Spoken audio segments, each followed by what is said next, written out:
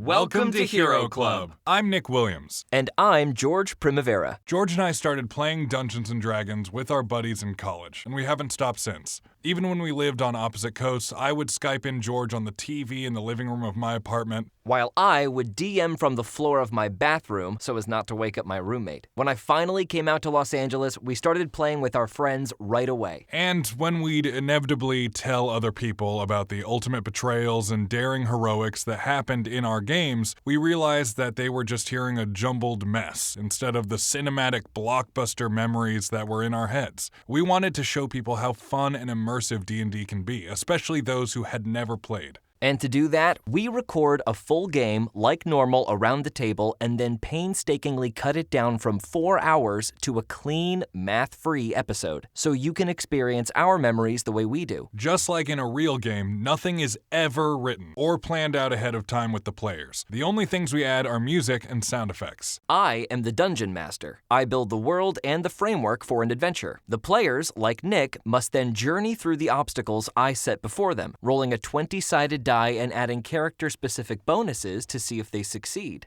If they beat the number I have in my head, then their action is successful. If not, it is a failure, and there may be consequences. We try to follow the rules of Dungeons & Dragons 5th edition as close as we can, but as the Dungeon Master, what I say goes, and there are some things I like to do differently. Each season is its own contained story, so find one that sounds interesting to you and start from the top. And hey, welcome to the club.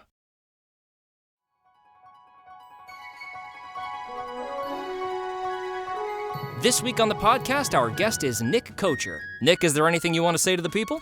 Yeah, hi, my name's Nick. You check me out on all the social medias at Nick Kocher. I post like once every 2 months, so that's thrilling. That's something to look forward to. And when live theater returns, you can check out my show, Everything's Great, at Dynasty Typewriter. And if you don't want to wait for live theater, you can check out the sketch comedy I've done at Britannic.com. And now, Hero Club presents The City of Mirrors, Volume 8, Maine.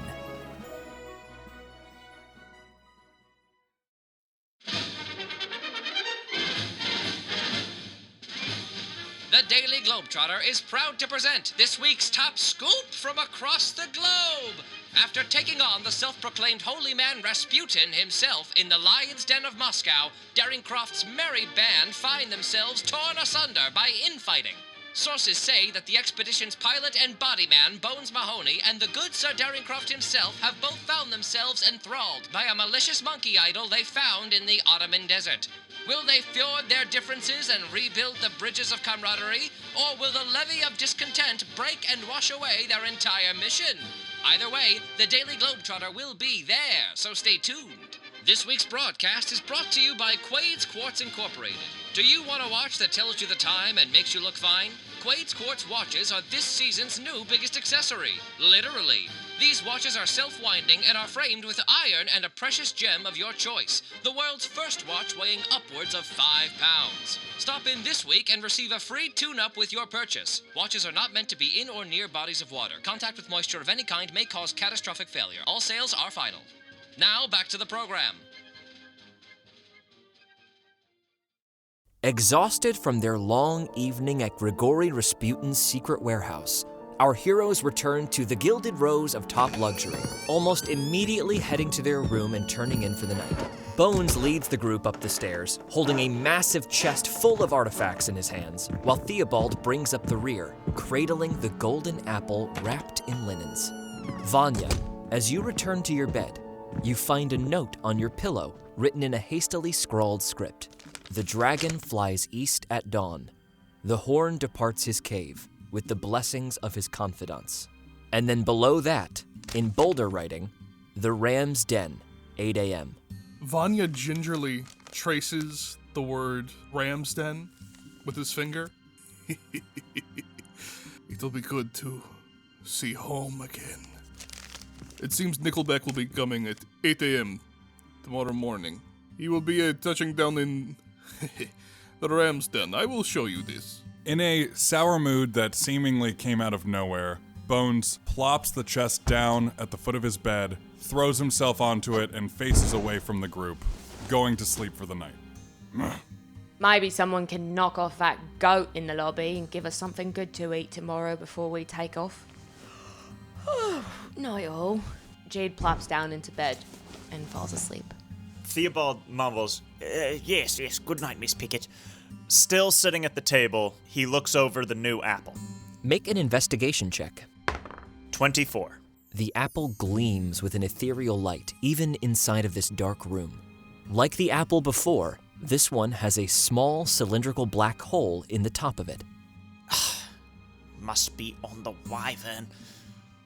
Well, good things come to those who wait. And Theobald sits for a while longer, pondering the apple and the key that he just remembered.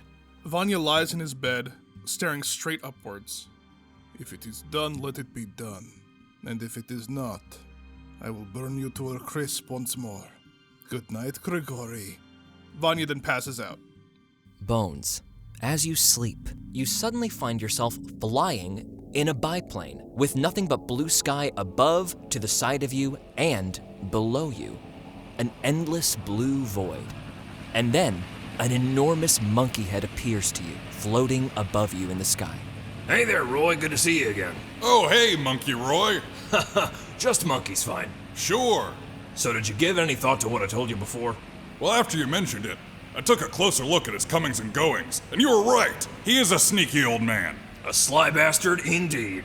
Can't keep his dirty mitts off of any of the treasure. He wants them for himself. Well, Bones, you know what you gotta do. But don't do it yet. Wait till you can get your hands on me. Otherwise, you get caught and you don't get any of the booty. Maybe wait till you're on that big plane. Nobody's gonna hear your sneaky little footsteps over that roaring engine. Yeah, that engine would cover up me bashing that old man real good. Real good. All right. Well, you get some sleep. You got a big day tomorrow. I love you, Bones. I love you too. And Bones crashes his biplane in the side of a mountain that suddenly appears in front of him. Theobald, you find yourself in an enormous library with a living whale that swims in the air above your head through the aisles of books.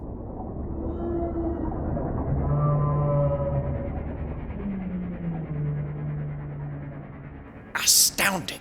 And then, suddenly, as books part from the shelf in the other aisle adjacent to Theo, you see a monkey head poking out. I say, good to see you, old bean. Ah, my simian friend, how are you? The same as ever, my friend. Tell me, Theobald, have you given any thought to our previous discussion? Regarding Mahoney? Yes, regarding the blackguard Mahoney. Well, as a matter of fact, old chap, I have. And I've concluded he's not to be trusted.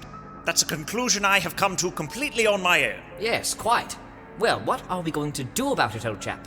You know, I have read a considerable amount about fish that will bury themselves at the bottom of the ocean floor, covered in sand, and wait until the last possible moment when their enemy could not get any closer, and that is when they strike. In this scenario, I am that fish, and Mahoney is the prey. Well, it seems like you already know exactly what to do, my friend. There's only one thing left to say. Tally-ho! Yes, onward to glory, old chap. And thank you for always holding my best interests at heart. The massive library crumbles in a horrendous earthquake, and before Theobald is crushed by the falling ceiling, he awakens. Oh, my word! The next morning, after hailing a carriage and paying a particularly amenable carriage driver a fair sum, the crew arrives on a stretch of barren land marked by now snow-filled craters in the earth, the land dipping significantly in sporadic locations. There is a great deal of untouched flat land as well, and as the newly repaired Wyvern breaches the horizon, that is exactly where it heads towards.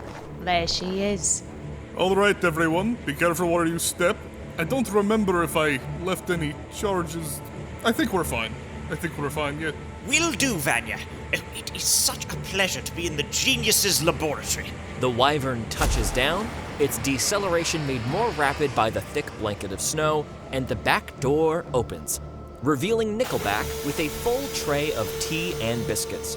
Sir, thank heavens! I've prepared the tea! Oh, thank the Lord. Jade walks over and downs 3 cups of tea and most of the biscuits. Miss Pickitt, oh! Nickelback, my dear friend, I am quite sure that I would be lost without you. And I you, sir. Theobald takes a biscuit and, patting Nickelback on the shoulder, enters the Wyvern. Mr. Mahoney? Uncharacteristically silent, Bones nods at Nickelback and continues up the descended door, still holding the large chest of relics. He puts the chest down at his bunk and silently heads up to the cockpit. Mr. Baranov? Right now, Nickelback, I was having a great day until you showed up. Very good. And the door rescinds back up to the plane. I say, Nickelback, before we departed, I had left on board a sort of a little golden hook. Perhaps in my luggage or my trunk. Have you seen anything of the like? Oh, yes, indeed, sir. It lies over there. And you see the golden hook stuck into a little round container in the galley, with large spoons and whisks. I think I mistook it for a cooking utensil, but I did not use it. Ah, yes, thank you. That's perfect, old man. Theobald heads over and immediately tries putting the small utensil into the apple. And as he does, and turns it with a sharp twist, the skin of the apple gently falls away. That is to say, the outer metallic layer opens up like a flower to reveal a map of the world carved into the golden apple. And then, those familiar radiant markings, one over the Ottoman Empire and the other smack dab in the middle of the Pacific Ocean. However, unlike the last time an apple was opened, when Jade bypassed the need for this hooked golden key, this time both radiant markings alight, and the apple pulses with a heartbeat in Theobald's hand. Eureka! Everyone, it seems this hook was not just a simple key, but also an important piece of the puzzle. Look here. And he holds it up for everyone to see. A map of the world! Pointing at the Ottoman Empire. We were just there, weren't we, sir? Yes, that's right, Nickelback. That's where we found the other apple. An exact twin to this one, except for these markings here. Sir, are we to head to that one there in the middle of the Pacific Ocean? Yes, Nickelback, we are. That is our next destination. Ah, one problem, sir. I don't recall there being any sort of island there whatsoever. How will we land this great plane? Oh, come now, Nickelback. Where's your sense of adventure? It is not so much my sense of adventure that is lacking, sir, more my sense of self-preservation that is screaming loudly in my ears. If we were to fly to such a location without any means of landing this great vehicle, we would all be lost amidst the waves of the Pacific Ocean. Perhaps we should visit Reuchlin again, sir. Well, Nickelback, I suppose Oxbow, Maine is on the way to the Pacific from Moscow, depending on which way one flies. And I quite think landing an aircraft on water might just be the puzzle to top the last one we gave the old chap. Very good, sir. I shall chart a course immediately with Mr. Mahoney. Speaking of artifacts, Nickelback, have you seen a little, monkey hanging about? A monkey? No. You were even worse a liar than these two. Hand it over. There is nothing to hand over. Big Ram, it looks like you and I are the only sane ones left. We're gonna have to get it out of them one way or another. Yes, I always knew that this was the truth. I was just too kind to say it. Nickelback, Yes? if you do not give back the monkey statue, I will put explosives in your pants. But, Mr. Baranov, you will be committing murder for nothing, for there is no monkey aboard this plane. Vanya just stares at Nickelback with a come on look. Right, you got two choices.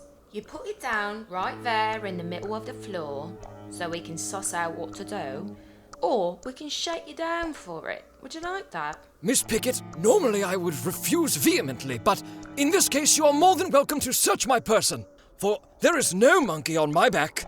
Theobald glares at his best friend in the world through his monocle. Blast it, Nickelback, you tell us where the monkey idol is right now! Sir, I'm so sorry. Oh, sir, forgive me. I had such terrible dreams about the horrid thing. I thought it necessary to hide it from my sight. At first, the dreams were pleasant, full of kind thoughts and words and promises. But then, sir, the monkey suggested within the confines of my dreamscape that in order to possess untold power, I would have to... You would have to what? Yes, out with it, man! Slit your throat in your sleep. And I will not, sir, upon my life as a butler. Damn, this thing is bloody powerful. So where is it? Well, needless to say, that did not stand with me, and so I banished the bastard statue to the confines of the cargo hold. Theobald is off to the cargo hold. Make an investigation check. 14. You find no statue. Come on, where is it? It is not here! Theobald slams a trunk shut. Jade climbs up and goes to the kitchen and starts looking through the cabinets for the monkey statue. Make an investigation check. 12. You find no statue. Vanya turns to Nickelback. I have never believed the word you said. You are correct. I am lying. It is not in the cargo hold. But if such an object could have such a power over me, and bear in mind, mine is a will of iron, I thought it best to hide the artifact where no one will ever think to find it. Nickelback whispers the location to Baranov. Back in the cargo hold, Theobald fully draws his sword cane and runs to the ladder. That bastard Mahoney must have it! No! He resheaths the sword. There's no need to sacrifice your queen yet, Theo. Jade walks over to where Vanya and Nickelback are. Well, I don't know where it is, but I do think we need to destroy it before somebody gets hurt. Actually, I have an idea about that. You see, Reuchlin Wright, the designer of this plane, has a penchant for many things, one being aeronautics, and the other being, an uncanny ability to navigate the mind, shall we say. I believe if we make contact, I can solicit his services for more than just the plane's outfitting. Sounds like it's worth a shot. I have to say, I really admire you, Nickelback. The way it's taken hold of those boys. And you seem to be, mostly free. Mostly. I do desire it something fierce. Shall we make for Maine? I believe haste to be of the utmost importance. Yes, let's go to... America. Nickelback bows his head and heads back up into the cockpit to join Bones. Bones has just been staring into the middle distance in the cockpit seat, angrily, while all of this has gone down. Mr. Mahoney? Bones turns his head to look at Nickelback, creepily slowly. And you see Nickelback holding a pistol pointed directly at your chest. If you make a single move against me, sir, I shall put holes inside of you. Bones' dead stare continues, but he slowly turns back to the windshield. I was just gonna say that there's a little too much snow to take off. Ah, yes. Well, there's a reason we named this aircraft the Wyvern. Nickelback reaches up, pulls a cord hanging above his head, and like a great dragon, steam begins to billow out of the vents along the underside of the enormous craft, melting the snow beneath as it begins to pick up speed and soon ascends. Bones takes that opportunity to attempt to disarm Nickelback. Bones launches out of his chair before Nickelback can fire the shot. With one hand, Bones grabs the gun, intentionally placing a large index finger into the firing mechanism so it can't go off, before wrenching it from Nickelback's hand. With the other, he scoops Nickelback up and pins him against the wall. Make 2 athletics checks. 15. Nat 20. Wait! Try to shoot me, you old bastard! Sir! Mr. Mahoney is a raging lunatic! The plane begins to dive. Bones throws Nickelback behind him and dives for the yoke. And rights the plane. Meanwhile, everybody else in the galley slowly returns to their feet after having been thrown to the floor. Nickelback falls out of the cockpit and slams down onto the galley floor. Nickelback, my dear man, what has the troglodyte done to you? And where is the monkey statue? Nickelback is out cold. Nickelback? Wake up! Jade gets up, rushes over, and gently shoves Theo aside. Oi, leave him alone. Would you give it a rest with the damn monkey? No, you leave me alone! And Theobald stalks away. Vanya, in a fit of rage, goes tearing up to the cockpit. Enough of this bullshit! You're not going to put our lives in danger because of your fucking wants! Bones is very calm again. Nickelback pulled a gun on me. It's over there. Now, if you want to let me do my job and fly this plane, maybe we'll all survive. Bones, please, listen to me. You're my best friend. I am? And this is why I hate to see you like this, Bones. Oh, hey, that's really nice. I thought that, it was clear that we were like minds, you and I.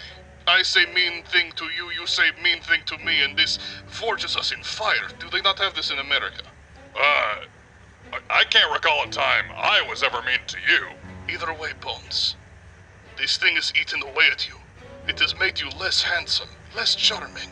Bones, aghast, wipes a little bit of fog away from the windshield and peers into his reflection. Bones, you do have 2 enormous bags under your eyes. Bones turns back to Vanya. I'm so sorry, Vanya. I promise I will put a stop to it. All right, you do that. Several hours later, once Nickelback has regained consciousness, he slowly clambers back up into the cockpit, grumbling under his breath and giving Bones a sidelong glance before sitting and grabbing the yoke. My turn to fly. You may take your sleep, Mr. Mahoney. Hey, thanks, pal.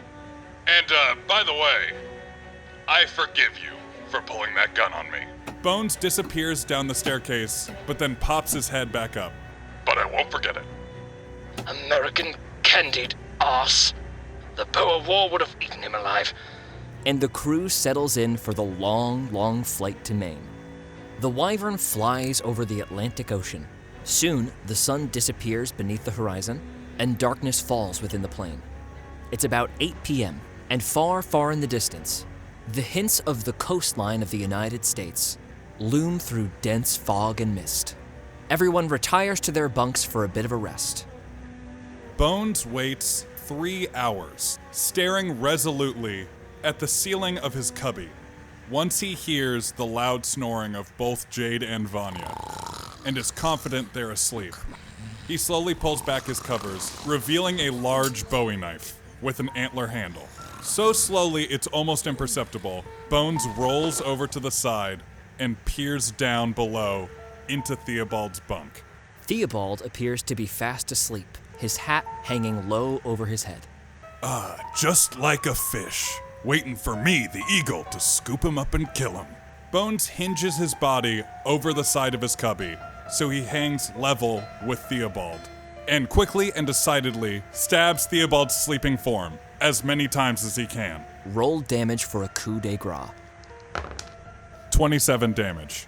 And Bones absolutely eviscerates the form sleeping within Theo's bed, which is not, in fact, sleeping at all, as it is a mound of pillows with Theobald's cap placed atop them. And as Bones begins to stab this mass of pillows, a string snaps and 100 cans, it seems, fall from the ceiling, clattering everywhere, waking everyone. Theobald explodes up from the cargo hold. Mahoney, you Philistine! Huh? Bones turns with a start. His cookery machete in one hand and his revolver in the other, Theobald waves the weapons about wildly, gesticulating to illustrate his point that Bones is an insane person who's not to be trusted. I knew it! I knew you had it out for me, you blackguard! You absolute devil dog!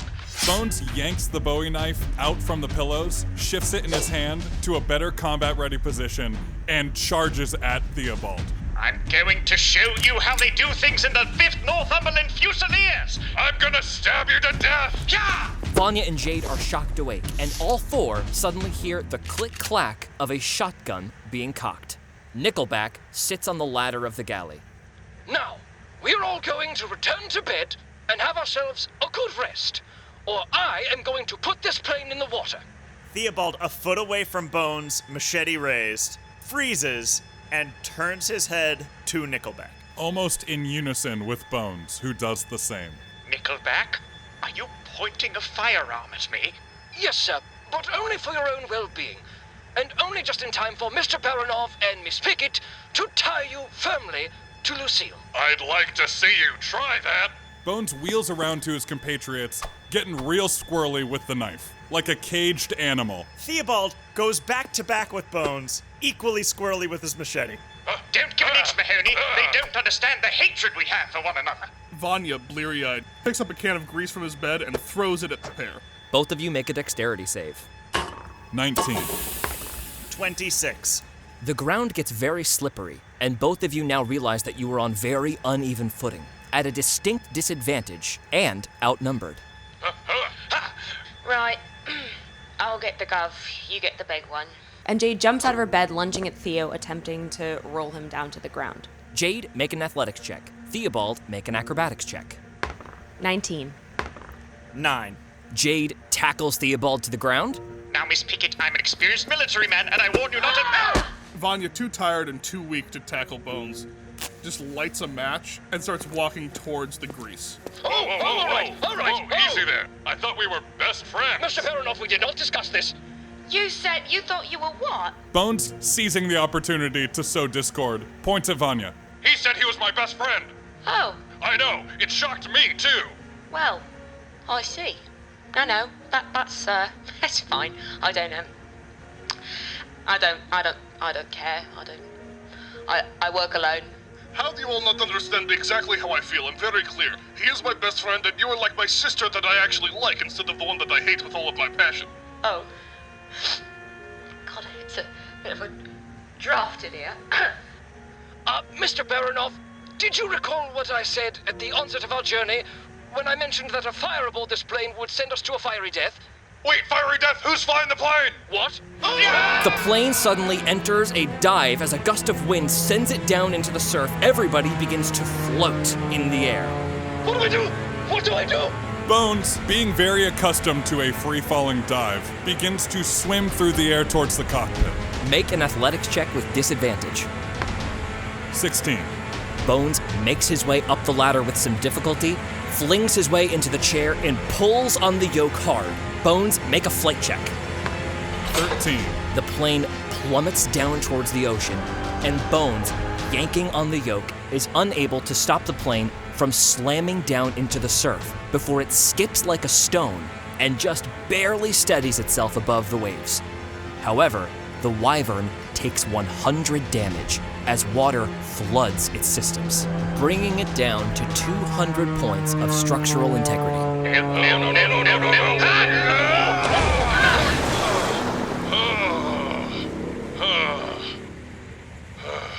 Everybody takes 10 damage. Ow. That. Right, Nickelback, you keep an eye on our pilot, and we'll stay down here. Yes, I will do that. Bones hollers from the cockpit. If that old son of a bitch even peeks his head up here, I'll freak the hell out. All right. We're all remaining awake for the rest of the journey and sitting here in silence. And, also, if you're flying the plane, continue to do so. Please, for the love of God. Oh, you want me to sit in silence, Nickelback? Well, here I am, talking. Talk. You can't tell me what to do, I tell you what to do, and what I want you to do is give me the... And Jade cuts him off by stuffing a rag into his mouth and tying him to Lucille. Sorry, Gov. It's for your own good. That night, at around 10 p.m., the Wyvern reaches the shores of the United States, flying over the tops of the beaches, cliffs, and evergreen forests that make up Maine's coastline. Only a few minutes later does the plane come upon a perfectly flat strip of land in the middle of dense forest, illuminated by the light of the moon. A perfect airstrip. Bones takes the Wyvern down for a smooth landing on the airstrip. Make a flight check, Bones. 28. A perfectly smooth landing, and the Wyvern's engines wane. Bones swings down from the cockpit and sees Theobald tied to the plane. Oh good, you locked up that maniac. Smart move. Jade walks over and unties Theo. Right, you two, play nice, and exits the plane. Theobald rips the gag out of his mouth. You had no right to do that to me, Pickitt. This is my expedition, do you hear? Mine! Now, sir, here, this will calm you. Nickelback hands you a cup and saucer with steaming tea within. Theobald shoots the tea back like a shot, burning his entire mouth. Ah! Nickelback, I'm very disappointed in you. Not because of the tea, because you pointed a firearm at me. Yes, sir, but I assure you it was for your own good, and I think in time you will come to see things my way. Shall we make our way to Mr. Wright? Yes, that remains to be seen, though. And the party comes out into a quiet and still evening. Everybody make a perception check. 12. 13. 13. 22. Everybody else begins to traipse up an adjacent hilltop, and within a particularly thick grove of trees, there is a cabin that sits in complete solitude, a bit of smoke rising from a stone chimney. Vanya, lagging behind a bit due to your stouter frame, you start to get a creeping feeling on the back of your neck, and the hairs stand up. Something is watching you. Vanya whips around. Nothing but still trees and whistling wind. Far, far in the distance, perhaps there is a call of some strange foreign animal. Keep your wits about you. There is something lurking in these woods. Yes, well, you're not the only one who believes such things. I think you and Reuchlin might get along swimmingly, now that I'm thinking about it. And Nickelback trudges up the hill, leading the group onward. And soon, they are at the cabin's door. Theobald holds up a fist and raps twice at the door. Hello? Mr. Wright, it's Theobald Daringcroft and Associate Nickelback. Oh, Theo! Hang on. I'm gonna get to the door, but I've gotta do something, okay? So don't come in. So just hang out outside, okay? Because I've got to take care of something, and I don't want you to see that. I'm saying too much. Just give me a second. Yes, old boy, take all the time you need. It is quite a lot of time. We hear the sounds of Reuchlin herding what sounds like 3 dogs into someplace they don't want to go. I hope he's making us breakfast. Miss Pickitt, after hearing that, you hope he's making breakfast? A little bit of time passes, the footsteps approach the door, and it swings open to reveal Reuchlin Wright, the eldest of the Wright brothers. Hello! Good to see you all. I was just... Reuchlin says nothing for 1 minute straight. Taking a shower. Theobald grabs Reuchlin's hand and shakes it vigorously. Reuchlin, old sport, it's wonderful to see you. You'll remember me, Theobald Daringcroft, the explorer. This is Nickelback, of course, you two have met. Behind me, we have Vanya Baranov and Jade Pickitt, and this is an American criminal named Bones Mahoney. Hi. Hello. And what was his crime? The crime of pointing out this old bag's treachery. Hi, Bones Mahoney, American daredevil and cowboy pilot. Reuchlin stares at him suspiciously, fully not satisfied by that answer. Jade pushes past Theo and Bones. Hello, Gov. That's actually what we're here about. These two are having a bit of a problem. No. We're here about the plane and the plane only. Right, Miss Pickitt? Oh, yeah. Yeah, can you make a plane a boat? Yes, can you make a plane a boat? Theobald steps forward, trying to maintain/regain his high status. What Nickelback and Jade are trying to say, Reuchlin, is that we have a rather unique issue with the aircraft that I commissioned from you. We would like to be able to land on open water. Is that something you could accommodate? So you want to turn a plane into a boat, eh? That's no problem at all. I could turn planes into all manner of things. Turn planes into a car. It's easy, actually. What you do is you start with a car. The thing is, we would like it to turn into a boat, but still remain a plane. Ooh. Well, that's a little trickier, I suppose. I could either take a boat and turn that into a plane, and then that would do it. No, that's not an option. I think we need you to turn a plane into a boat. Okay, what if I turned a car into a boat? Would that help you out? As entertaining as that would be, our issue at hand relates directly to needing a plane to land on open water. If you take a car, turn it into a boat, and then add wings, that is exactly what we're looking for. Like living wings? Like turn a boat into a bird is what you're saying. I don't think I can do that. I could try, but it's not gone well in the past when I've actually, tried to turn inanimate things. What? Nothing. I haven't tried it. Oi, Gov, you see that beautiful bird out there? I think you built it. Reuchlin gazes behind you and sees the familiar aircraft, the Wyvern. Oh, yes. Phil. I named the airplane Phil. Right, well, is there any way you can make your friend Phil over there be able to land on water and then take flight again? Well, that's not Phil. That's not Phil's vibe. You're describing more of a Steve or something like that. Now, I could take a Phil and I could turn him into a Steve if that's what you're looking for. Let's go for it. Yes, whatever you need to call it in order to get it done, man. Meanwhile, sir, it is rather cold out here. Might we warm ourselves by your hearth? Yeah. You want to come in? That's fine. Look, all right. So come in. There's a big red door. Don't open it. Don't listen to anything that's happening behind it. Stay away from that big red door. Would not dream of it, my man. That was part of the agreement last time as well. Yeah, it's not. It's normal stuff. Anyhow, so just come in and stick to the couches and the chairs and avoid the big red door for normal reasons, if there was a reason, but there's not a reason. Reuchlin is wearing a suit and one of those like sort of newsy caps. When he turns around, you can see that he's sewn felt letters into the back of his suit that say, "Fuck the Wright brothers." As soon as Reuchlin turns, Bones freezes. Oh my god, do you also hate the Wright brothers? Do you hate the Wright brothers? I hate two of the Wright brothers. I am the third Wright brother, but Orville and Wilbur are real jerks. And I've got a whole line of merchandise, if you'd like to partake in that says just as much. I didn't even know there was a third brother. Yeah, nobody knows. Theobald, give me money for more merchandise of the Wright brothers. Oh, it's not enough to steal my monkey idol, you have to empty my coffers as well? I stole it! Don't lie in front of my brand new friend! Fantastic. Now what do you want? What are we talking here? Do you want a hat? Do you want a t-shirt? Do you want some undergarments? Would you like some shoes?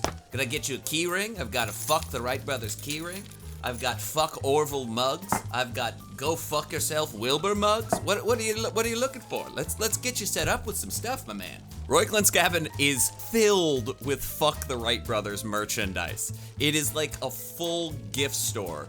There's also some open cans of tuna on a table in the corner with a chair, and the chair faces just a blank wall. It's just a blank wall with open tins of tuna, which is clearly where he eats, and stares at the wall.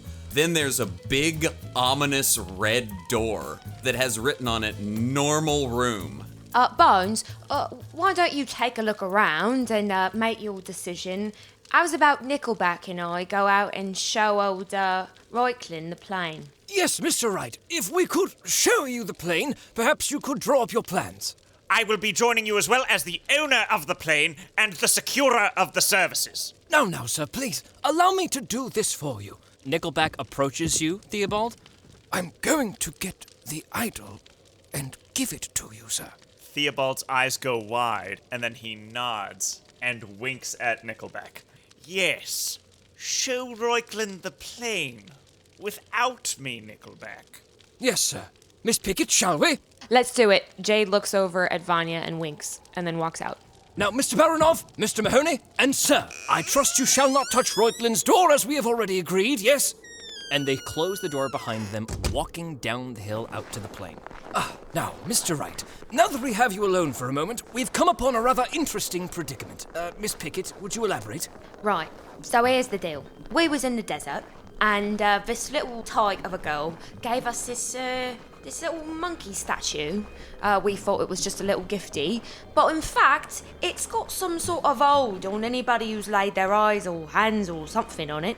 And it seems to have possessed our good friends, making them want to kill each other for whatever power it possesses. So, you being all of the mind work, as Nickelback here tells us, we thought maybe you could help us out, sort of relieve them of their hold. Yeah, that's no problem. Pretty straightforward situation there. I'm pretty used to stuff like that. I was partaking in some hallucinogenic shrooms the other day. Yes, as you are wont to do, sir. Let me tell you, this stuff really rocked my goose, okay? And it made me realize that we're all kind of living on this one sort of energy wave, all right? Uh-huh. Reuchlin goes on for 20 minutes, and that's when the mole man told me what he said to me. Right, well, sounds like you're up to the task. What do you think? Should we go have a look at it? Yeah. Let's look at the monkey. What is it? It's a monkey? It's a monkey. It's over here. We do also need that Steve thing as well. So that was real. Steve into a Phil. Yep, got it. No, Phil into a Steve. Oh, God. Okay, that'll take more time. Nickelback trudges through the snow underneath the plane and goes to the landing gear, where the idol is tied to the piping underneath. So don't touch it, but there it is. And given your penchant for exotic materials, I thought perhaps we could use your sauna. Oh, just to be clear, the actual sauna, or is this a euphemism? No, the actual sauna, but you know. Got it. Okay. Sauna is it's a sexual move. No. Is that? No, that's. It's not that. I could describe it if you'd like. No, we're referring to your steam building outside. That's what we're speaking about. Right. The literal sauna, not the sexual sauna, which is also possible. Wait, actually, I'm interested. No, we're not. Okay. What I do is I generate through friction the temperature of a sauna. So I rub my body all around yours until your body heats up. Right, sure. And at some point, hopefully that's sexually pleasurable to someone involved. Sometimes it's not. Take it as it comes. Well, this mental reset is now in order for all of us, I think. Well, thanks for coming out. I'm gonna go back into the cabin. Wait. What? Mr. Wright. Oh, right. Phil to a Steve. Phil to a Steve, yes. But let's do the sauna bit first, because our friends are really in need of fixing, mind-wise. Right! The sauna. Okay. Now, do you want drugs in it? Yes. And in fact, would you happen to have any of those caps on you, sir? Perhaps I can blend them into the tea. Yes, would you like some Orville You're a Real Jerk brand mushroom caps? Not specifically. That's the only kind I have, actually, so... Well, let's go for it then. Yes, very good. I think that'll do. Nickelback takes the mushrooms from Reuchlin, walks back onto the plane, and Reuchlin and Jade return back to the cabin. Meanwhile, in the cabin, Theobald and Bones stare daggers at each other, with Vanya in the center. Bones is keeping a deadlock on Theobald while slipping on a pair of boots that have each of the Wright brothers' names on the soles so that you walk on their names at every step. I'm really mad at you, Theobald, but goddamn, I've been looking everywhere for them. Yes, those shoes are quite smart, Mr. Mahoney, but rest assured, I am still quite cross with you. They're gonna look quite smart, sticking out of your dead corpse. That's right, I escalated it. Oh, you escalated it? Well, I'm going to take this fuck you Orville baguette sleeve, and I'm going to shove it where the sun don't shine. Vanya goes to the red door. Look, if you keep doing this bullshit, I will open this door. Vanya, you wouldn't. Good, I want you to open the door. I don't like having a door that I don't know what's on the other side of it. Vanya, I will do my best not to engage in barbs with this Philistine here. Please do not open Reuchlin's normal room. And I will stab Theobald with barbs if you don't open Reuchlin's room. Vanya, nonplussed, puts his ear to the door. Roll a perception check. 24. Vanya, you hear a combination of dog yelps and pistons firing. Theo, how long have you known this man? Only about 6 months, Vanya. I secured his services for the building of the Wyvern and had to find him especially for that. All right, here's the thing. This whole cabin is, sprung from the mind of a madman. I should know. I had a cabin exactly like this. With a little less merch, but if I had the ability to, I would have fuck you Rasputin merch all throughout my cabin. It would have been beautiful. Well now, Vanya, I did notice a few peculiarities when I first spoke with Mr. Wright, but... Let me finish. What I can tell about what's behind this door is one of two things. Either this man is making animals into machines, or there is a giant wheel that dogs are running on to generate enough energy to do something even worse. Reuchlin and Jade suddenly re-enter the cabin. Hi, everybody. Just checking to make sure you didn't go near that door or anything like that for normal reasons. Hey, what's behind this door?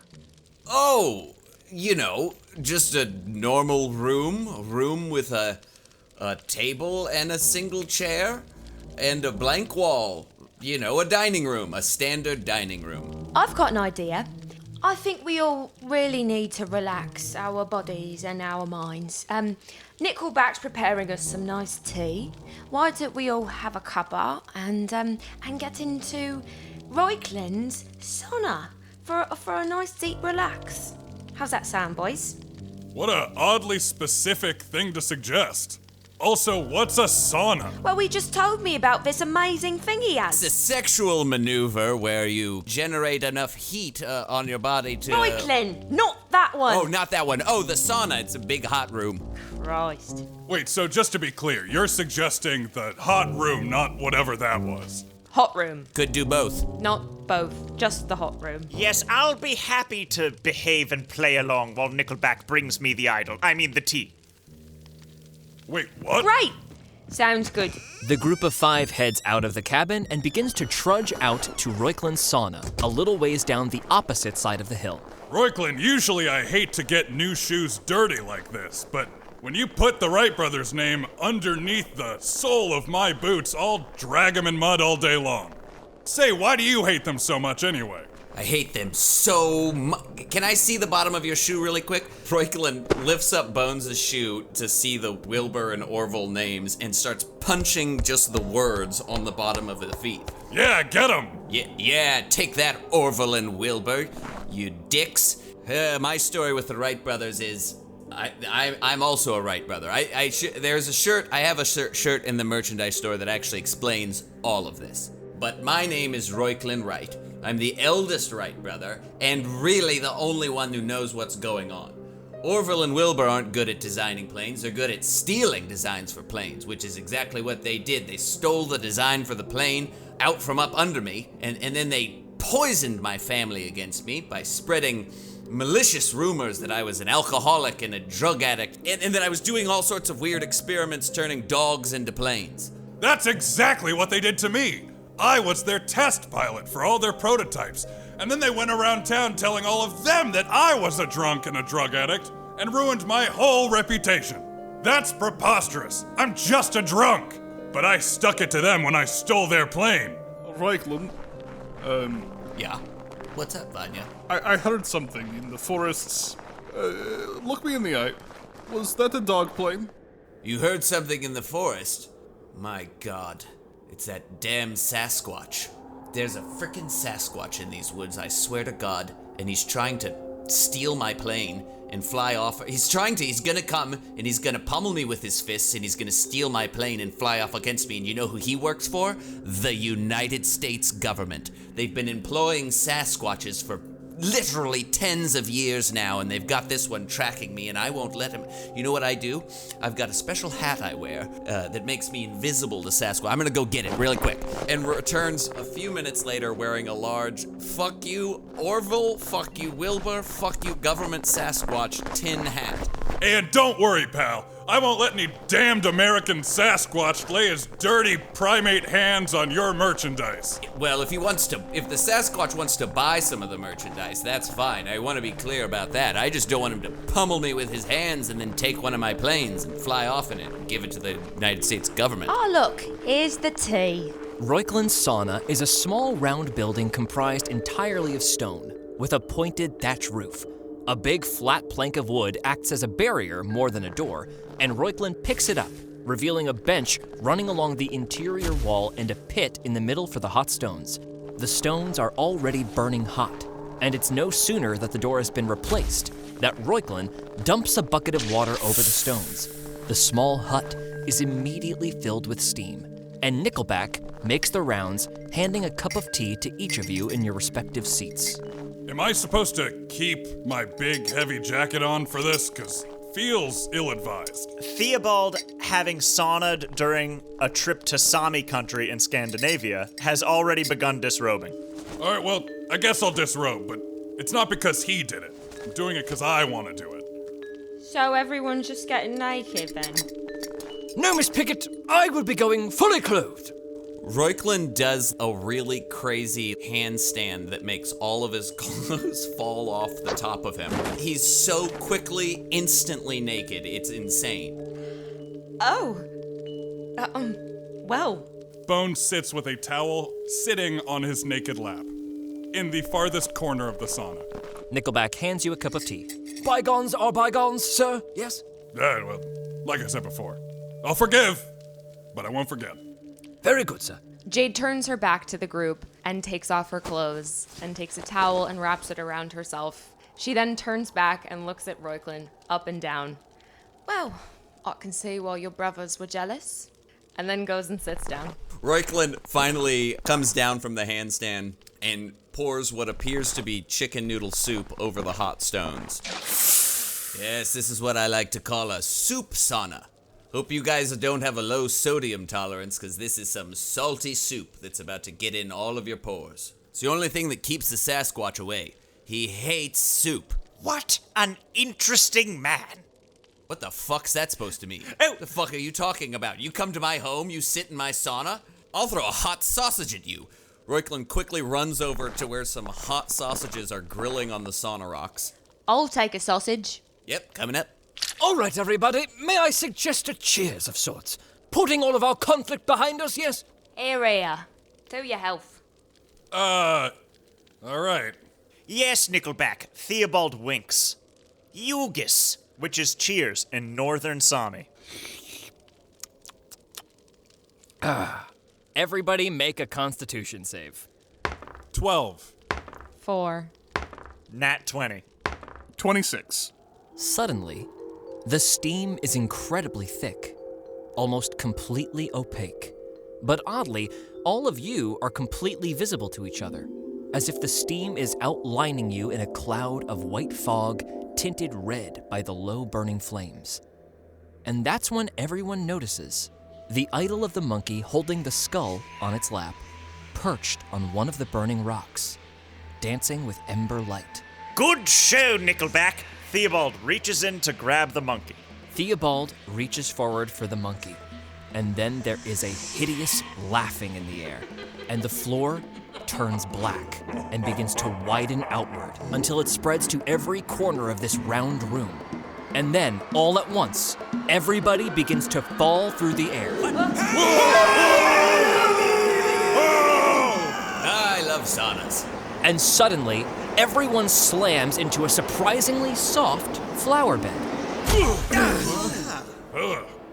Tall blue grass wavers in a wind that you cannot feel, and as you look above you, there is a sickly green sky overhead. There is no sun, nor moon, but a massive, white celestial skull, wearing a monocle, grinning down at you from the heavens. Vanya, Theobald, you both recognize the effects of a hallucinogenic. Jade, Bones, you accept this reality as absolute. This is familiar territory for Reuchlin, and he strolls forward very confidently. So, how'd you guys all meet? You guys been friends long? What's the story? Well, Reuchlin, I was putting together an expedition to find Wait, what the hell is happening? Yeah, where are we? It's called a sauna. But where's the moon? If my deduction is correct, there were drugs in the soup that was used to make the steam. Yes! He has drugged us all! Vanya, never believing Nickelback, scrutinizes him further. Roll an insight check. Nat 20. Nickelback, I hate you so very much. Shh, this is going to work. Jade is freaking out right now. Why would you do this to me and Jade? Honestly, I don't know why she drank the tea. She knew it was in it, and for you, well, I forgot. No, don't give me that shit. You fucking hate me. You hate me and you wanted me to go through this. I hate you. Is that what you want to hear? I do. I despise you. You threw a bomb at me every single day you stayed at Breakgate Manor, and I've not forgotten it. My eyes are made of crystals. Bones walks over and just kind of smears Jade's face, also seeing that her eyes are made of crystals. Yeah, that's wild. Jade reaches up and starts smushing Bones' face, and they carry on this way for a little while. Huh. Yes. Okay. Okay, guys, welcome to your shrooms trip. This is sort of my domain, if you will. I can control every aspect of it and do whatever I want. For example, Reuchlin holds out his hand and poof, a little hologram of a perfectly functioning dog/plane appears hovering just above it. He gets really embarrassed and then closes his hand and makes it disappear. Well, don't worry about that. That wasn't supposed to quite happen. I can mostly control, I thought it was gonna be a flower, but I was thinking about something else. It's not important. Let's move on. You know what I wanna show you guys? I wanna show you guys the gumdrop forest. So let's make our way over there. You can I love gumdrops. You can rollerblade, you can run, you can hop, you can wriggle like a worm. I'm gonna turn into a worm. I'm gonna wriggle like a worm if anyone else wants to join me.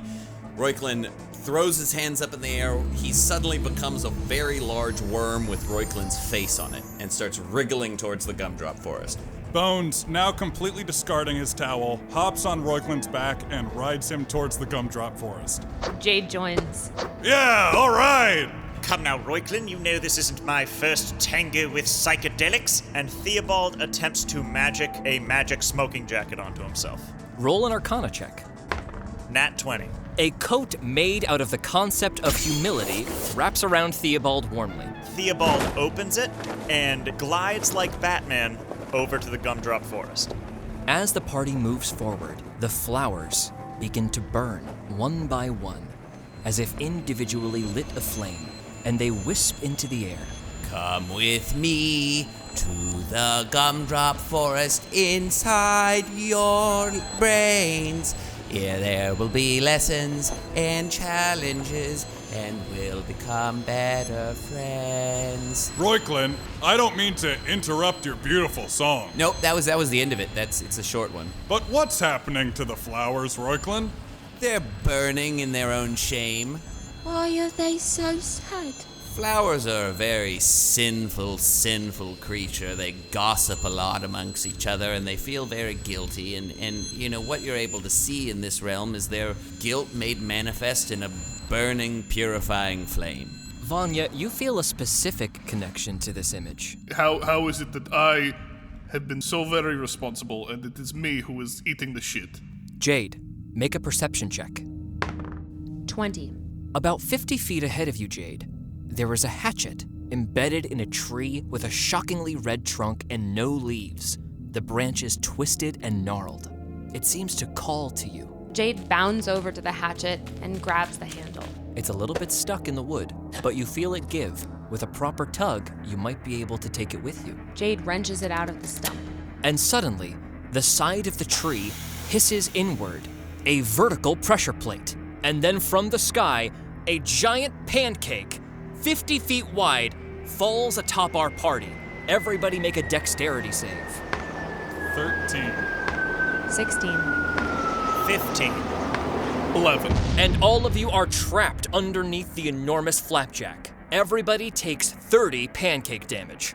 All right, who hit that pancake button? I think that was me. Bones reaches up and takes a horkin bite out of the giant flapjack. Oh my stars! This is the same flapjack that my mom used to make. Oh, flapjack. Bones reaches his hands into the meat of the flapjack and tries to hug it. It hugs Bones back. Oh yeah, that's the stuff. Mr. Mahoney, it's important to remember you are hallucinating. Shut up, Theobald! I'm having a moment with my pancake mother! Now listen, guys, you gotta be real careful about what trees you touch. I'm gonna have to really request that you guys don't touch get pummeled to death by a Sasquatch tree. That's a really bad tree. Can I keep this axe? I might need it for my protection.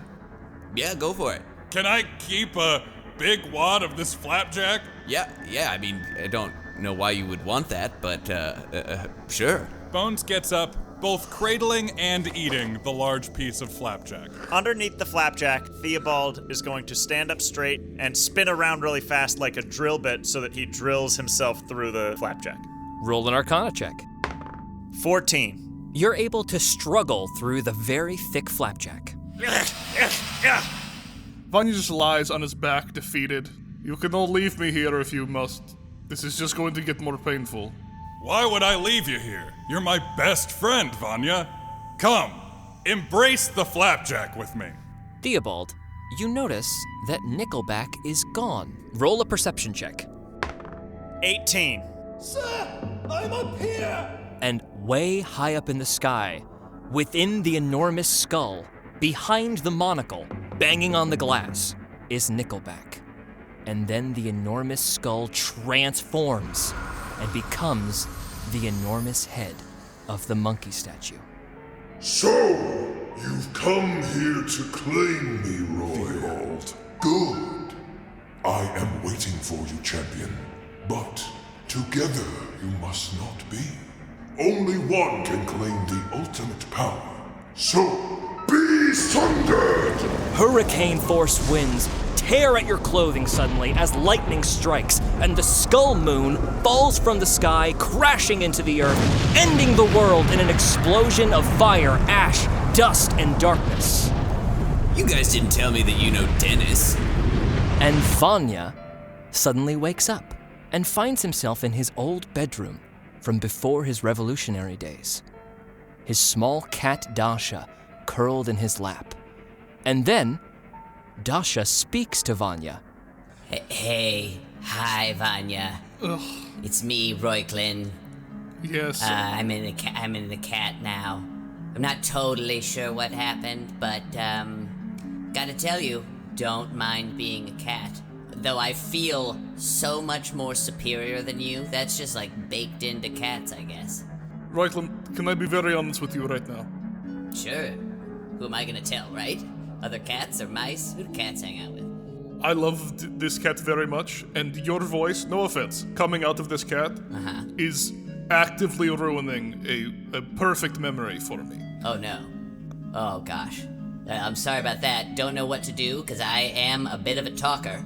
I'm not saying that you should stop talking, because I think we might need to figure something out together, but I'm just letting you know that I am in pain every moment we're together. I'm just gonna let you know I have such a strong urge to show you my butthole. I don't know why that's another thing that just sort of comes as the factory default settings for cats, but that's going on big time in my brain. Vanya! Who's that? Vanya, you hear Katya's voice. That is my first wife. Vanya! Mila's voice this time. There's the second one. Vanya! Is that the third wife? Yep. So you got 3 wives out there, huh? Yes, I have 3 manifestations of my wives, and the one creature that showed me any true love, you are coming out of the voice, yes. Got it. So it's sort of like a Mormon situation. Got multiple wives in one house sort of thing. This actually should be interesting. They've never been in the same place. I very carefully engineered that they would never meet each other. Wouldn't it be weird if they all have my voice too? That'd be pretty trippy. Honestly, preferable. Vanya's bedroom door swings open, and his 3 ex-wives saunter in, their eyes all aglow with a purple, malevolent light. The cat Reuchlin hops up to go over to them, sauntering in such a way that his butthole is so prominently seen by Vanya. Afternoon, ladies. I'm Reuchlin the cat. We have come for our husband. He's over there on the couch. And all 3 wives suddenly begin attacking Vanya, smashing him with a frying pan, fire poker, and a broom. And Rasputin's voice echoes within the room. You thought you could escape me, Vanya? My greatest mortal enemy! Finally. Now this I know not to be a hallucination. You're here, aren't you? I knew it. Yes, I am here for you, Vanya, and so are they! Vanya puts on a brave face for a moment, but then starts to slowly shrink back. Get out of my mind, Grigori. I have made a good home here. I think I stay a while. What the fuck is going on? I think I've broken so many bones, these damn weak cat bones. Yes, you are weak. Become strong. And tries to will Cat Reuchlin into becoming a giant panther. Make an Arcana check. 21. Suddenly, Cat Reuchlin begins to roil as his form shifts into an enormous, sleek, black, perhaps a little sexy panther with Reuchlin's exact face where the cat face should be. Oh, hell yeah. Let's go, baby. I am ready to rock. What do you want to do? You want to, like, cuddle? You want to... I could swipe my claws at somebody? Let's get after it. And your wives spring forward, going clearly for the kill. Your kitty cat will not save you, Vanya. Reuchlin gets up on its back hind legs and approaches the wives in a sort of old-timey boxer stance. And it just starts swinging at them left and right. With every swing of the paw, Vanya's ex-wives are slammed to the side, and instead of wounds, they begin to leak purple energy, dissipating into the air. Oh, gross. And soon, the room around Vanya begins to crumble, and he is back in the valley where he originated. Panther Reuchlin sitting at his side. Yep, love saunas. Saunas are great. So refreshing, so good for the lungs. Jade, you find yourself in a cold cement prison cell. Roll a perception check. 15. There are 2 other people in this room as well. One, upon close inspection, is your brother, unconscious next to you. He looks like he hasn't eaten in quite a while.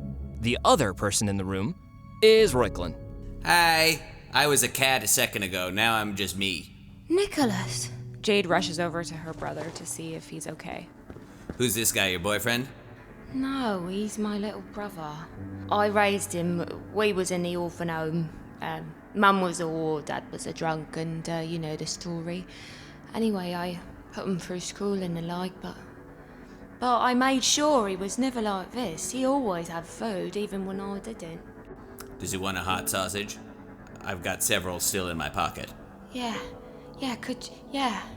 One hot sausage coming up. Reuchlin makes with his hands like he's gonna do something fancy, but then he just pulls a loose sausage out of his pocket and blows some lint off of it and then hands it to the boy. Oh, thanks. Hi, Pixies. How are you?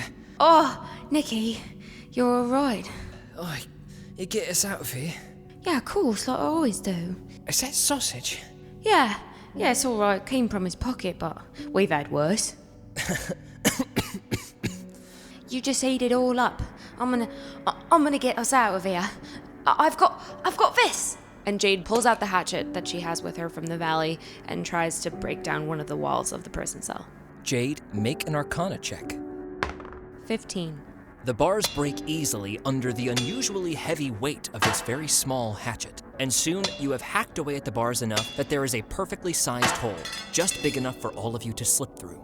Come on, Nicky, let's get out of here. You first. Nicky, using your support, hobbles through the hole, followed by you, and Reuchlin brings up the rear. That worked well. And then suddenly, there is an analog alarm that blares in this small stone hallway, and faceless policemen begin to flood the corridor. Oh shit, it's the mind cops. I hate these guys. Alright, here's the thing. They can't actually do anything. If you just ask, am I being detained? Am I being detained? Okay? And if they say no, then we're allowed to leave. Alright? Am I being detained? Am I being detained? Am I being detained? Roll an Arcana check, Jade. 4. The policemen do not respond, but instead tackle Jade and Nicholas to the ground. When they try to tackle Reuchlin allows them to simply phase through him. Get off me! Get off! Jade attempts to hack them all to bits with her hatchet. Roll 4 attacks, Jade. 17, 15, botch, 5. 2 policemen explode in a burst of stars as Jade slashes the hatchet in a diagonal fashion. However, on the 3rd blow, the hatchet is knocked clean out of her hand by a stray billy club, and the police slowly begin to march, pushing Jade, Nicholas, and Reuchlin up against a sheer stone wall. So here's what's gonna happen. The situation is we need a mind lawyer to sort of defend us. Now, if you're willing and you say you consent, I will represent both of us. Well, yeah, I consent. Get us out of here. Reuchlin waves his hand and is instantly in another suit, but it's like a little more ill-fitting and kind of like stained around the collar. Like it's a lawyer's suit, but it's like not a good lawyer suit. It's like one of those really, really cheap lawyer suits. And the police officers stop dead. All right, officers. Now, I believe you're violating this woman's mind rights by coming in all in a big old huff. And I'd like you to not do that. One of the officers, faceless, steps forward. Okay, so he's saying that he would like to detain you and possibly execute you over here. I haven't done nothing. He can't have me and he can't have Nicholas. Okay, I'll go back to him with that. We'll see what we're negotiating. We'll see what we can get. Look, what if you just have Nicholas, Mr. Cop, or Mind Cop? What if you just take the little boy? No! Calm down. We're negotiating. We're negotiating. Okay, he'll take Nicholas. We just have to give up your brother. You just give up your brother, and then you're fine. He can have me instead. Okay, all right, I'll go back with that. Look, would you take her instead of Nicholas? That was a no. Well, he's gonna have to kill me first. Yeah, well, he's fine with that. The police begin to storm past Reuchlin, grabbing Jade by the collar, leaving Nicholas and Reuchlin at the sheer wall, and lead her outside into a white void, where there is nothing except a gallows. They march Jade towards the platform. Reuchlin suddenly appears at Jade's side, walking alongside her. I love a good gallows. You know, people say it's barbaric, but I think it really gets the point across. I guess this is it. I guess this is where I've been heading me whole life. Yep, guess so. As long as Nicholas is safe. You'll take care of him for me, won't you? Sure, for your last meal, would you like a hot pocket sausage? Yeah, I'll take a sausage. Reuchlin does another flourish with his hands and then just pulls out another loose pocket sausage, blowing off some spare change that had been stuck to it, then hands it over. Jade looks at it and is about to take a bite. Actually, I'm not all that hungry just now.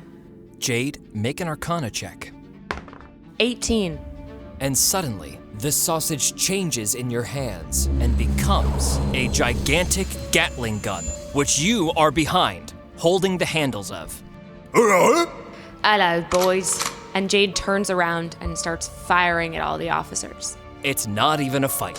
You take that! You haven't seen the last of Jade. And all of the police officers begin to explode in mists of stars. And suddenly, the white void sucks inward, and Jade finds herself back in the strange field with Vanya, Lawyer Reuchlin, and Panther Reuchlin. Congratulations, Jade. You did it. You defeated the mine police with their one weakness, machine gun bullets. Yeah, I guess I did. Is that me as a cat? Bones and Theobald, your vision is quite a bit different. You find yourselves upon a white marble slab amidst swirling cosmic wonder, galaxies and celestial bodies firing past with frightening speed and consistency, and standing in the middle of this granite plain is a 9-foot-tall monkey, holding a skull in its hand. Well, it's time to decide. Who will claim me?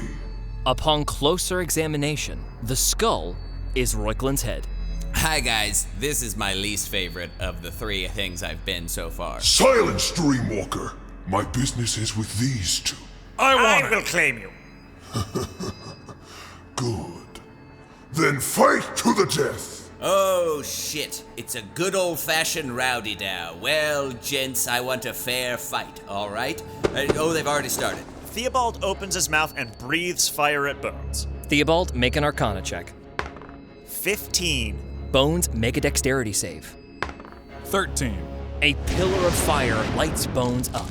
Bones, you take 600 fire damage. And then the fire extinguishes and Bones is fine. Bones throws 2 more fists at Theobald. 28, 23. Theobald takes 250 damage as thunderous blasts explode from Bones' fists. It's my monkey idol. The monkey laughs with Reuchlin's head in its hands. Yeah, so the thing is that the Sasquatchers aren't particularly patriotic. They just share a mutual enemy with the United States government, which is me and my planes. But oh god, I hate them. Silence, Dreamwalker! I am trying to enjoy my victory. Alright, just trying to get to know each other, but fine. Soon they will consume each other, and I will absorb their essences, and I will be resurrected once more. As a monkey? No, not as a monkey, as a sorcerer. Oh, but you look like a monkey now. I am appearing as a monkey because I cannot manifest my true form. Why would you appear as a monkey? It's not a choice, it's a curse. I would just choose a different curse then, because the monkey I do not choose the curse. No. You don't stand a chance, Mahoney. Theobald pulls Bones apart, atom by atom. Roll an Arcana check. 22. Bones spreads apart, suddenly a mist of his former self. Oh, you like turning people into mists, do ya? Bones flies his whole mist body down Theobald's throat, attempting to choke him. Roll an attack. 19.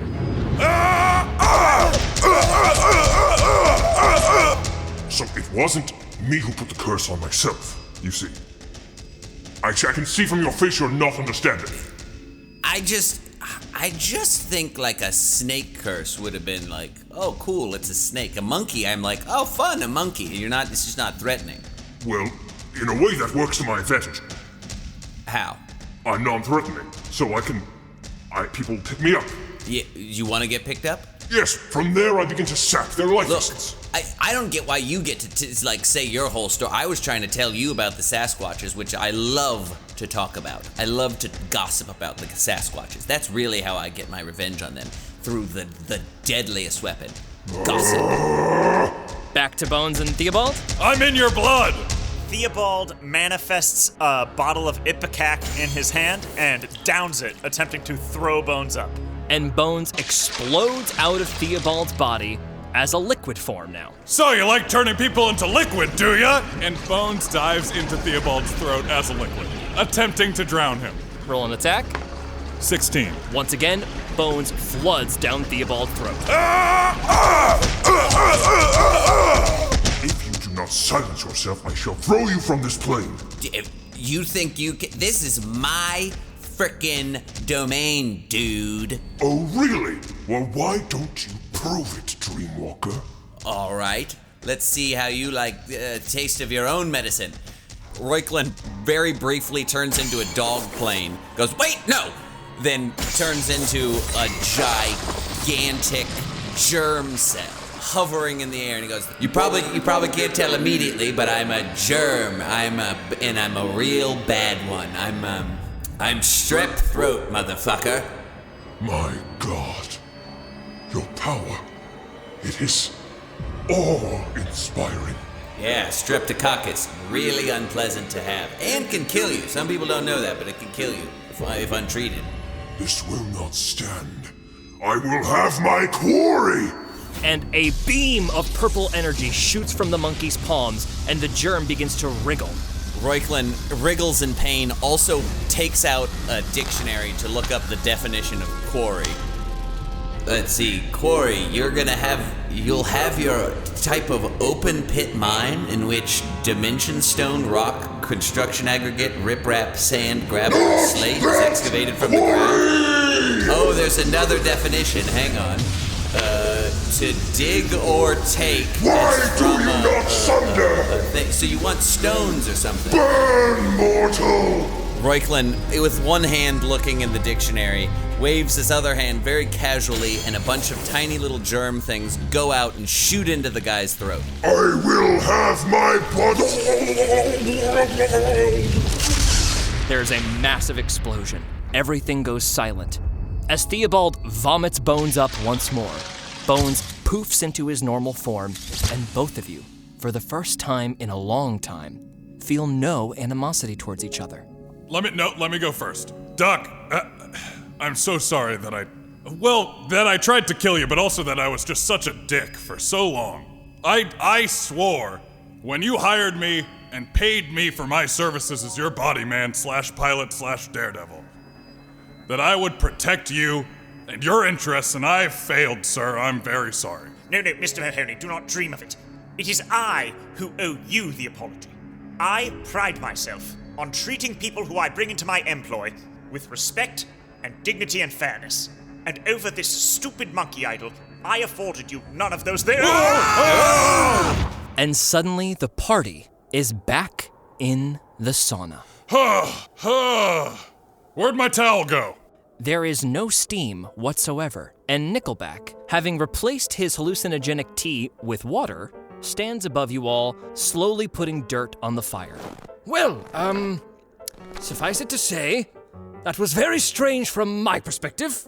Now that I think back on it, was that you I was nakedly hugging and trying to eat instead of the flapjack? Nickelback does not answer. Oh God, what was the hatchet? Theobald stands up and, letting his towel fall to the floor, walks out of the sauna. Nickelback picks it up and wraps it back around Theobald's waist as he walks. Hey, Nickelback. Mr. Baranov, yes. Was that conversation real that we had? What conversation? I'll have to tell you again. Later. Vanya walks out of the room, and Nickelback says, "Throw bombs at me in my own home, I'll show you some." All right, guys, now it's time for the cold plunge. Very important to do that after the sauna. Reuchlin walks out into the snow and begins making snow angels. Bones, now very sheepishly naked, and only wearing the Fuck the Wright brothers shoes, awkwardly puts a towel on. After you, Jade. Jade picks up her clothes from the pile, still holding the towel against her, and walks out to make a snow angel. Bones grabs his and face plants into a big snow pile himself. Well, Mr. Wright, if you would like to get to work on the plane, perhaps we can use your accommodations to sleep this nightmare off. I assume it will take you at least several hours to complete the modifications, yes? Yeah, a couple hours ought to do it. When you're in the house, don't know if I need to mention it again. Don't go in the door. Red door. Got it. Don't Great. count Just, it. Right. Yeah, it's fine. Just, Don't go in the dog plane room. What? That's not... What a weird thing to say. Anyhow, you can sleep in my bed. You'll see it's mounted vertically onto the wall. Reuchlin, I thank you for everything you've done. If you ever need someone to help you kill this Sasquatch, just call on me. Oh yeah, I'll gladly punch a Sasquatch. That would be so great. You guys have no idea how much I would appreciate that. I'm so happy to help. If you ever need me to dress up as a cat and, show you my butthole again, Vanya, I'm happy to do that for you. It's been such a pleasure, guys. Vanya realizes that Reuchlin was probably walking around just showing his actual asshole to him in the sauna, clams up and just nods, walks away. Okay, time to turn this Phil into a Greg. No, Steve! All right, Phil into a Steve. Got it. Don't want to get that wrong. A Greg is one of those big old bicycles with a big wheel. Theobald claps a hand on Reuchlin's shoulder. Reuchlin, I don't think I quite know how to thank you, old boy. You've gotten an expedition that had gone horribly off the rails back on track, and just I am forever in your debt, sir. Hey, don't mention it. Just pummel a Sasquatch to death on your way out of the forest, and that'll be a huge help. Jade starts walking to the cabin and stops by Reuchlin. You're an impressive man. She looks at him, and then she looks down, and then she looks back up, and then she walks to the cabin. I need a drink. Theobald hangs back. May I join you, old chap? Oh, yes, I think so. A brandy is in order, sir. Yes, quite. Back on the plane, Theobald and Nickelback uncork a bottle and pour 2 short glasses. Wonderful to see you back to normal, sir. Wonderful to feel myself again, Nickelback. I do, however, think there are a few more thanks in order. No thanks necessary, sir. No. Every kind of thanks necessary, Nickelback. You are a true friend and a loyal butler, and if I have ever made you feel unappreciated, I hope you know that is not the case. I would be lost without you, man. Simply put, this is how you remind me who I really am. So, thank you so much. Cheers to that, old boy. Nickelback tears up, cheers as Theobald, and thinks to himself. You know, my father had an expression. If today was your last day, and tomorrow was too late, could you say goodbye to yesterday? Yes, that was in the depths of dementia. Shall we head back to the cabin, sir? Yes, let's. The 2 men disembark the plane and head back to the cabin, passing Reuchlin, who is shaking something out of his trousers. Why is there pancake batter in my butt?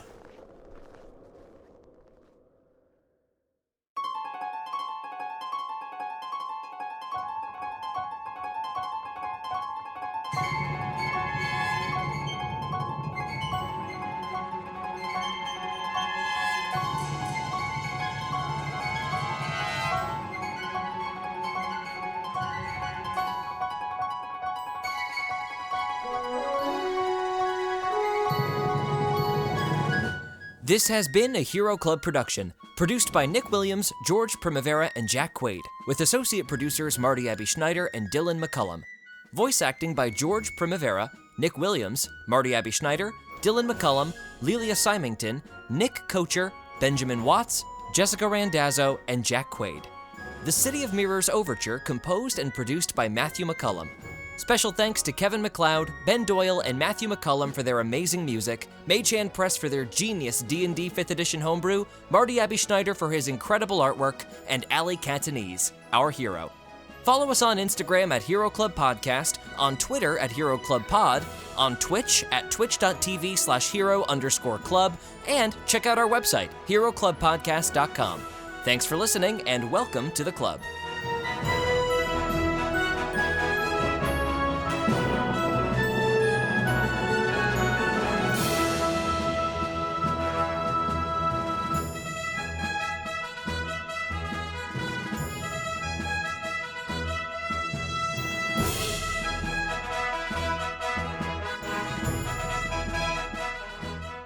You want me to take Phil and turn him into some sort of Steve who can swim?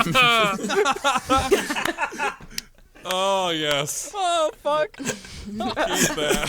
So dumb. That's so good. Oh, shit. That's great.